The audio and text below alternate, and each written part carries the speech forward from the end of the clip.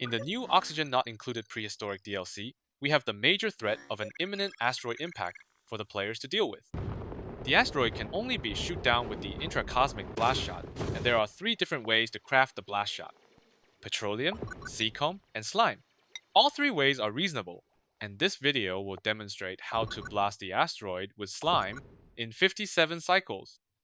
Although to be fair, in the regular difficulty setting, the time we have is actually 200 cycles, and there's no particular benefit to blast it much sooner than that. What I am showing is not meant to be a speedrun, but a walkthrough that finishes the goal with reasonable build order and duplicant safety. If we know how to blast it in 50 cycles, then we can definitely blast it with ease in 200 cycles in an actual game. The slime path is the easiest of all three. It does not require any rocket travel, teleporter use, or dealing with new plants or critters. However, to get enough slime, we would need to roll the slime mode trait in the home planet at world generation. And it would be easier if we keep the Somnium synthesizer story trait enabled. We will see why later. For the starter duplicants, I suggest to have a digger since this strategy requires heavy digging. An operator because the Blastshot crafting operation takes a long time and draws heavy power. The third choice is more flexible, could be a researcher, a cook, or even another digger operator. In this playthrough, we start in Relica Minor, which is the spaced out version of the new Relica series maps. But the strategy would also apply to base game or classic version of Relica as long as you rolled the slime mode trait on home. This is a new planet with brand new biomes, but for the early game oxygen production, we still have the familiar oxalite and algae, so it should be straightforward. We also still have water pools, so using outhouses, wash basins, and cots as our first cycle infrastructure is also fine. The aspect that is most different is food production. All the familiar early food sources that we are used to, such as mealwood, bristles, hatches, are not available at the start. Therefore, our first priority should be securing food income. Right next to the printing pod, we can see the new plant, Ovagro node, which grows Ovagro vines. They are edible, and it's tempting to grow them as a starting food, but they are not really good for this. Because the initial output of the plant is really low, and even when domesticated, they would only grow 2 additional vines per node every 3 cycles. They are more like the food for lums instead of an early game food solution. Therefore, I suggest to use another plant that can be found nearby, the Sweatcorn, as the early game food solution. Their design is kind of like mealwood, requiring only a solid fertilizer, which is peat. But they also need pollination from the new critter, Mimica, which are grown from Mimica buds. Therefore, we could plant both Mimica buds and Sweatcorns in the same area. I'd say 2 Mimica buds and 8 to 10 Sweatcorns are enough to sustain the early game duplicants. At the first glance, the food provided per Sweatcorn plant doesn't look much either, but its food product can be further processed in a new DLC building, the Smoker. By smoking the corn with peat, we could produce veggie poppers, which doubles the calories of the corn, as well as improving the food quality to +2. This is indeed a game changer. Therefore, for the first few researches, I recommend going straight for the first 2 farm technology, plant the corns and Mimica buds, unlock the advanced research, and then go straight for the smoker research. The smoker takes an entire cycle to cook one batch of food, although it's 11,000 kilocalories at once, so it's better if we set it up as soon as possible. Because it requires advanced research, it's generally not possible to do it in the first 3 cycles. But if we dig around the surroundings, we should find some snack fruit for quick additional food. There aren't as many of them as muckroots in Terra, but hopefully they can sustain the duplicants to around cycle 10. However, if things are not going as smoothly as planned, and the duplicants are running out of food, don't insist on waiting for the smoker to finish. There's nothing wrong with eating the Sweatcorns raw.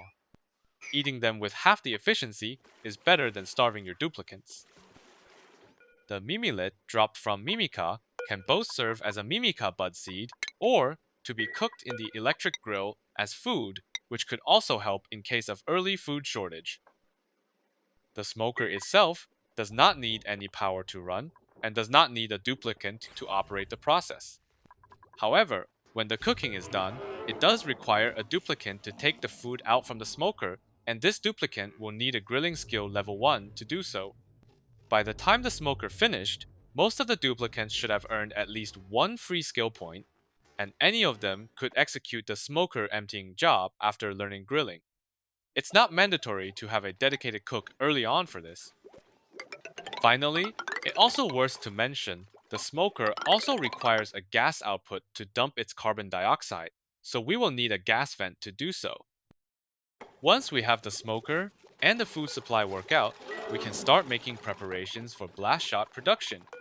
This might sound a bit unbelievable, but we don't really have other major issues that are more imminent than the asteroid impact at this stage.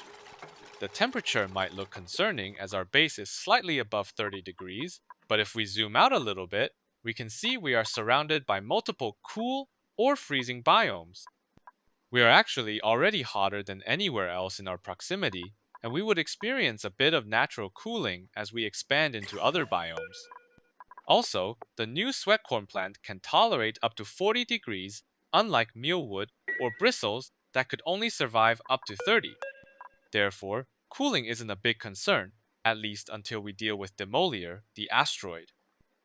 There are minor projects like a great hall, bathroom loops, or fire poles. These improvements are not mandatory, but they do help the colony and also don't take a lot of time. So it's fine to either build or not build these, depending on your style.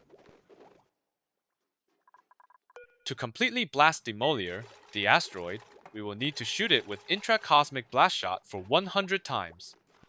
This might sound like an awful lot, but if we have planned and know what material to find, it can be done in a reasonable time. Now, to prepare for the blast shot, let's look at an overview of the raw materials we need. We are doing the slime way, and it takes about 22 tons of slime, 4 tons of bleach stone, 10 tons of metal ore, and 10 tons of peat. For the building requirements, we need the plant pulverizer to convert slime into phyto oil, and then emulsifier to convert phyto oil into biodiesel, rock crusher or metal refinery to make the refined metals, and finally, the blast shot maker to use the biodiesel, refined metals with peat to make the intracosmic blast shots. The advantage of taking the slime way is that once we roll the slime mold trait, every raw material we need can be simply obtained by digging the natural tiles, so there is no need to produce them from critters or plants. Digging peat and metal ore is pretty straightforward as there are already more than enough of these just around our starting biome. Slime and bleach stones are the more tricky ones, not only because they are deeper in the map and farther from our base, but also they would off-gas, and slime is famous for causing the slime lung disease. So in this series, we will focus on exploring, digging, and dealing with slime and bleach stones. One important attribute of slime is that it's most dangerous and contagious only when it off-gas in its debris form, not when it is in the original form of natural tile. So there is no need to afraid of going near or digging around it, as long as the slime tiles itself are not dig. Since we are requiring slime as one of our important raw ingredients for the blast shots, we do have to dig them out for sure.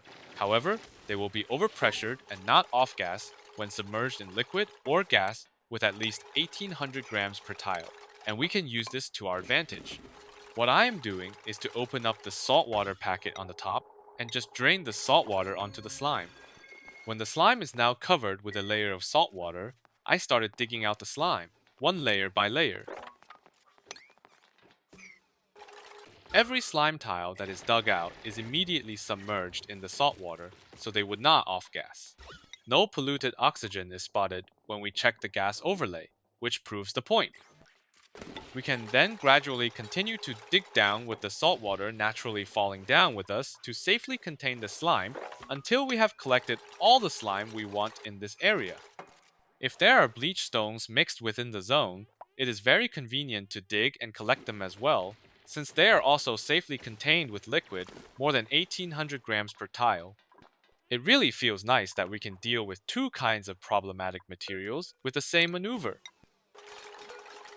Now, sometimes the slime shapes are irregular, or you might have dug multiple layers at the same time with the wrong order and end up with random slime debris not submerged and starting to off-gas.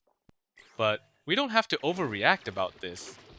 We could just wait until the layer on the bottom is dug and the debris would fall back into the liquid, or just manually relocate if you occasionally see stranded slime debris sitting. Slime contamination isn't really an all or nothing scenario. As long as we prevent the majority of slime from off-gas, the slime lung released into the air would be minor, and there is little chance for the duplicants to be infected. Actually, I did have one duplicant infected with slime lung in the run later, but it wasn't really serious, and it did not spread to the entire colony. We can observe this later in the series. Generally, I would say, after the nerf of the disease system, the worst thing about slime isn't really the slime lung, since it's no longer fatal, but rather restricting ourselves and delaying the progression due to fear of slime.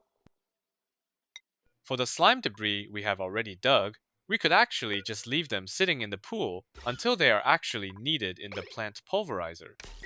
Or we could set up storage bins also submerged in liquid more than 1800 grams per tile and store the slime and bleach stone near our refinement buildings.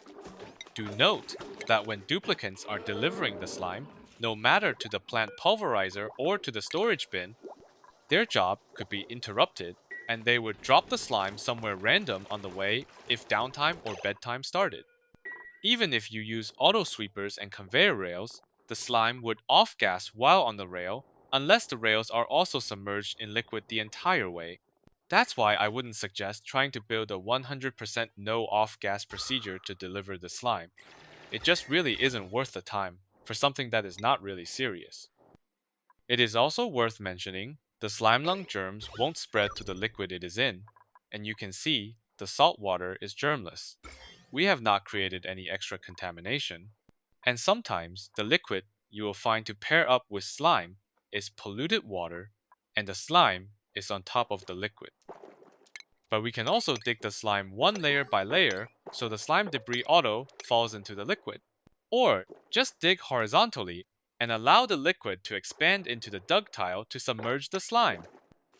I have successfully cleared out the nearest slime zone, but we do need more slime and bleach stone to make enough blast shots.